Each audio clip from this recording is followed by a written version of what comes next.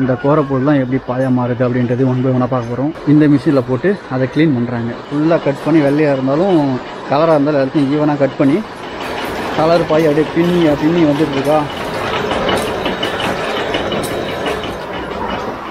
சுற்றி எடுத்து வச்சிட்றாங்க.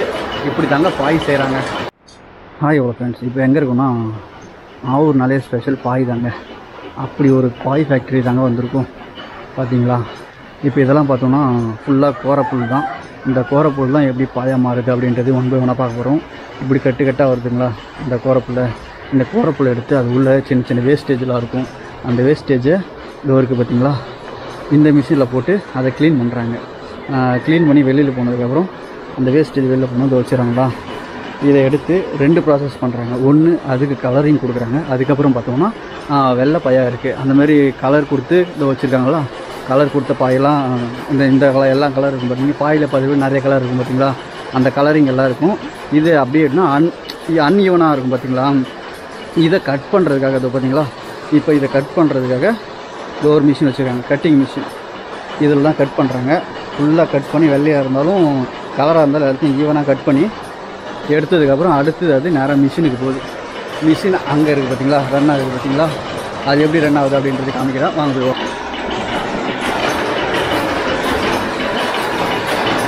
இப்போ பார்த்தோன்னா இது வெள்ளை பாய்க்கு ரன் ஆகுது, அது கலர் பாய்க்கு ரன் ஆகுது. எவ்வளோ நூல்கள் இருக்குது பார்த்தீங்கன்னா, இவ்வளோ நூல்கள் இருந்தால் மட்டுமே அந்த பாய்கள் ரன் ஆகுது.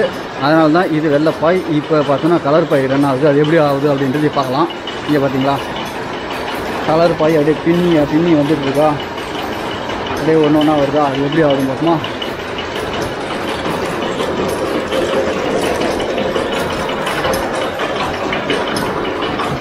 பார்த்தீங்களா,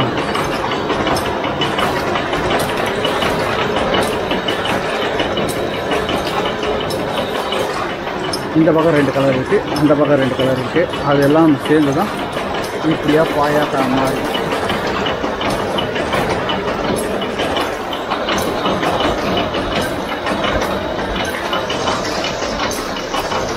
ஓகேங்களா. அதுக்கப்புறம் பார்த்தோம்னா இது அங்கே அந்த ஃபேக்ட்ரி சுற்றி பார்த்தோன்னா பாய் பின்னுறதா இருக்குது. அங்கே பின்னுற பாய் பார்த்தோன்னா இப்படி தான் வெளியில் வருது பார்த்தீங்களா.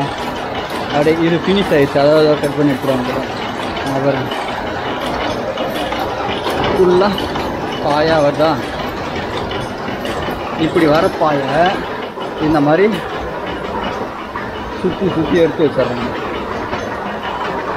எடுத்து வச்சதுக்கப்புறம் இங்கே நிறைய வீட்டில் என்ன பண்ணுறாங்கன்னா இதை கொடுத்து அனுப்பிச்சுறாங்க. கொடுத்து அனுப்பிச்சுனேன்னா இங்கே நாடா கட் பண்ணுறதுக்கு, நாடா இதை சுற்றி இந்த டேமேஜ் ராக்கில் இதில் கட் பண்ணிட்டு இதில் நாடா கட்டுவாங்க. அதுக்கப்புறம் பார்த்தோன்னா அந்த முடியெலாம் முடிச்சு போடுவாங்க.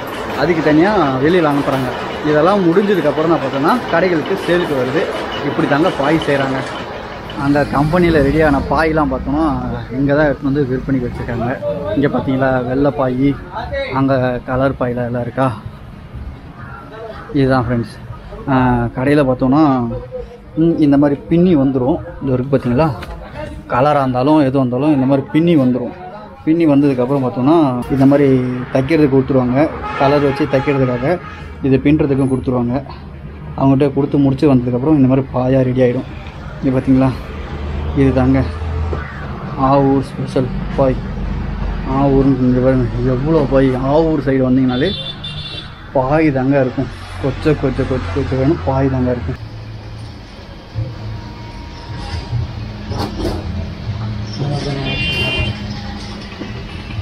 அப்புறம் வந்து இதெல்லாம் நீங்கள் இங்கே மேக் பண்ணுறது தான். ஆமாம். ஓ, அது மாதிரி எல்லா டிசைன்லையும் பண்ணுறீங்களா? வந்து இப்போ மேரேஜ் ஆகுது அப்படின்னாக்கா உங்கள் பேரும் அந்த பொண்ணு பேர், அவங்க பேர் கொடுத்தா பாதி போட்டு கொடுத்துருவோம். அதுக்கு எவ்வளோ கேட்பீங்க? ஆனால் அதுக்கு தகுந்த மாதிரி தான் வச்சு அது தகுந்த மாதிரி.